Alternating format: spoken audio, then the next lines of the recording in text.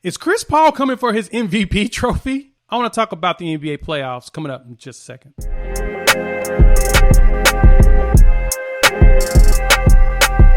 What's good, everybody? It's your boy Jay here with Unfair Sports, where we take a pensive approach to the sports conversation. And on this video, we're going to talk about the NBA playoffs this week, as well as Chris Paul's coming to snatch some chains. He wants his MVP trophy. Let me start off with this. This has been a crazy week for me. Allergies, weather, stuff up and down, and as well as some superb NBA playoff basketball. I'm pretty excited about what we've got to enjoy so far. It's been superb.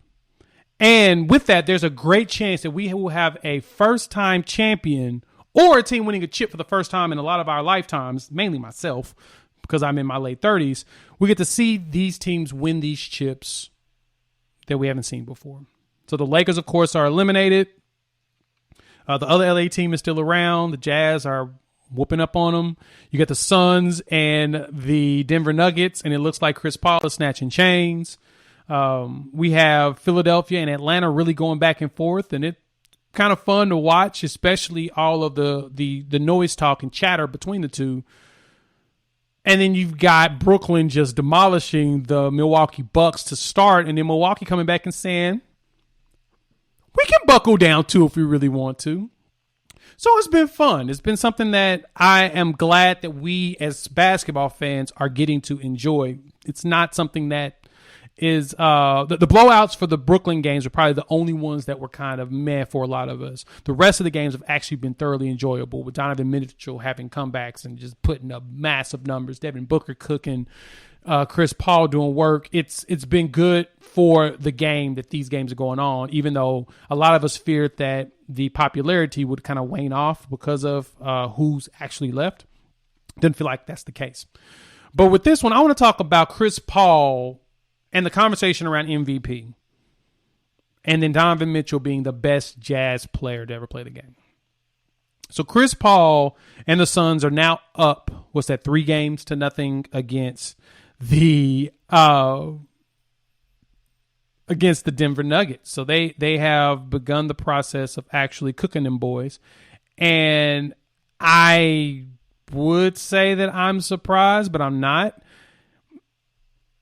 The Nuggets have lost Jamal Murray, and I think that Michael Porter Jr. has hit the point where he's hit his wall in the playoffs. I think he tweaked his back in game one, and ever since then, he's been playing pretty atrociously compared to what he was doing in the first couple rounds. Not really shading that man.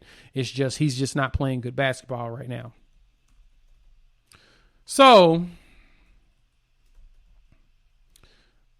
people have been going on social media asking the question if Chris Paul should have got MVP because of the performance that's going on today. And believe me when I say this, Chris Paul has been cooking. And in my eyes, Chris Paul is hands down the third best point guard in NBA history. Unfortunately for him, he will never surpass Magic Johnson in my eyes, or Zeke, Isaiah Thomas, ever. Those two, in my opinion, will always be the best in what they did at the time and what they did for their teams. There's nothing about it. I mean, John Stockton still has also a really good argument, even though a lot of people they shade anybody from Utah. Stockton has an argument to be up there. He's at least in the top 5, but Chris Paul to me is the third best. He's behind those two. And you put Chris Paul on a team, he is a game changer. He's a team changer. You put him on a roster, and he's going to go out there and make that team a hell of a lot better than they were before. And that's something that we can applaud and be excited about. But at the same time, we don't need to try to pretend like it's more than what it really is. That Phoenix scenario that he's in right now is perfect for him. Right now, he's at an outstanding playoffs with an absurd assist turnover ratio. I mean, so far in this series, he's got 34 assists with 3 turnovers, which is like a 10-ish to 1 ratio. Ridiculous. And he had that game not too long ago, 15 assists, 1 turnover. The first game, he had 11 assists, 0 turnovers. He had 2 assists, the 2 turnovers the last game, but he was putting up more points in those games. So he's dropping everything. He's putting up numbers. He's ridiculous, and he's looking healthier than ever, which I'm very happy for him on, because he's dealt with injuries the last 6-7 years to where every time they get deep enough, something happens and he's out. And so barring injury, this dude's going to make the conference championship for the second time in 4 years. He went with Houston 3 years ago, 2 years ago, 3 years ago, 3 years ago. And then playoffs with Houston, got out second round, and then went Oklahoma City. Didn't make it out the first round because of a really, really young squad. And now with Phoenix, they're probably going to sweep Denver, unfortunately, for Denver, which is going to give Chris Paul the rest he needs going into the conference championship to hopefully make sure that, no, knock on wood, injuries derail the type of season he's having. And he's also gone twice to the conference championships, 2 times more than what the LA Clippers have in their lifetime. So he might have brushed off the curse of the Clippers that he's had because, he was their star there. And he was doing big things with Lob City, and he just couldn't get past the second round. So maybe we'll get to see Chris Paul in the finals. I'm rooting for Phoenix. I want to see Phoenix go to the NBA Finals. It'd be awesome to see them go up against the Milwaukee Bucks or the Brooklyn Nets. I think one of those teams, 2 teams, are going to go. I am amped at the idea of that. But with that being said, Chris Paul is not the MVP of this season. Nikola Jokic, my apologies, Nikola Jokic is the MVP. Point blank, period. Chris Paul made some big differences for the Suns team. He opened up DeAndre Ayton to getting even better. Devin Booker is, of course, going to do Devin Booker things. But the problem that Phoenix has always had is they needed an actual point guard that could control the offense and let Devin Booker play better off ball and occasionally bring the ball up. Because Devin Booker was playing point guard basically his entire career, but he's better off the ball and then going back and forth. So that's one of the bigger things. I wanted Chris Paul going there takes that weight away from him and it leads them into bigger things. But that doesn't make him MVP. It makes Phoenix a really good team with him because Phoenix was 8-0 in the bubble, and they looked like they had a chance to maybe make the playoffs if they had to play in like it was set up last year, where you didn't have to have a ratio, a certain amount of games in between teams. Phoenix probably would have made the playoffs. They probably would have knocked out Portland. I'm just going to say that now. But they're looking great.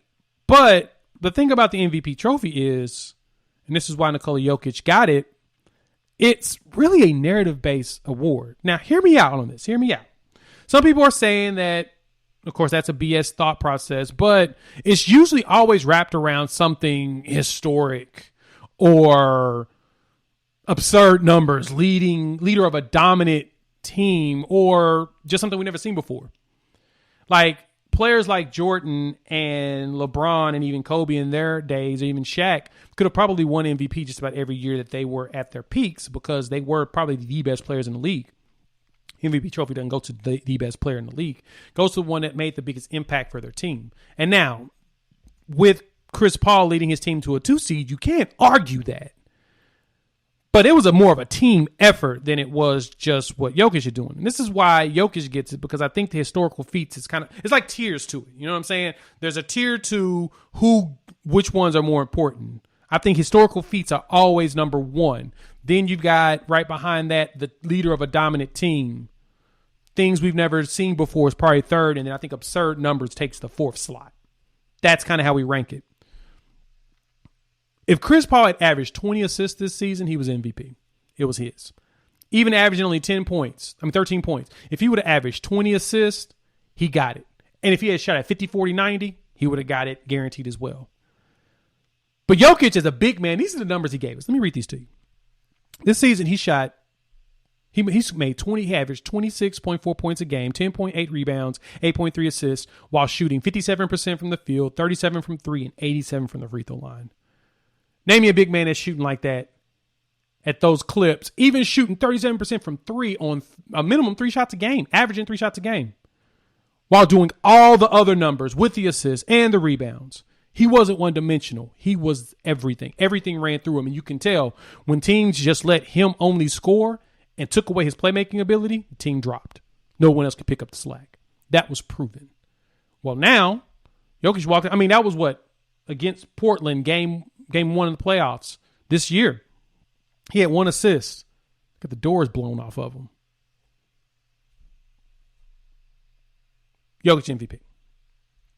And so it feels like Chris Paul basically walked in there in this series thinking, just like Hakeem Olajuwon did in the 94-95 playoffs between Houston and San Antonio, looked at David Robinson and said, I'm taking my MVP trophy back.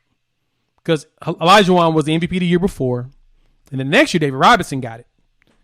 And Hakeem took, offense to that. He should have got back-to-backs. They won back-to-back championships if he thought that he should have had it. Even though numbers-wise, he had an argument to get back-to-back MVPs. But if you look at some of the advanced numbers, David Robinson kind of could have won both MVP trophies. But we're not going to talk about that. For the most part, the biggest thing was Olajuwon was dominant those 2 seasons. He got Defensive Player of the Year as well in 94. So you would think that, the repeat could have happened kind of like Giannis did. But his team didn't have the best record. They kind of fell down due to injury. So it hurt him. But what he decided to do in the playoffs is he decided to go run up on him, snatch his trophy. And that's what Chris Paul's doing right now. Chris Paul is out there snatching his trophy. He wants his trophy. He wants an MVP trophy. He wants to show y'all that he deserves it. And that's why he's walking in here and actually doing everything in this series that he wasn't really doing in the last one. Like, for example, against the Lakers, Chris Paul averaged 7 points, 7 points, 7 points, 18 in one game, 9, and then 8 points. The rest of them were mainly assists. He only had 1 double-digit assist game. Against Denver, oh, look at what he's doing now.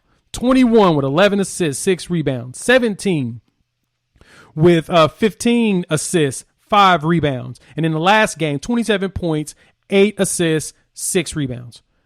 While shooting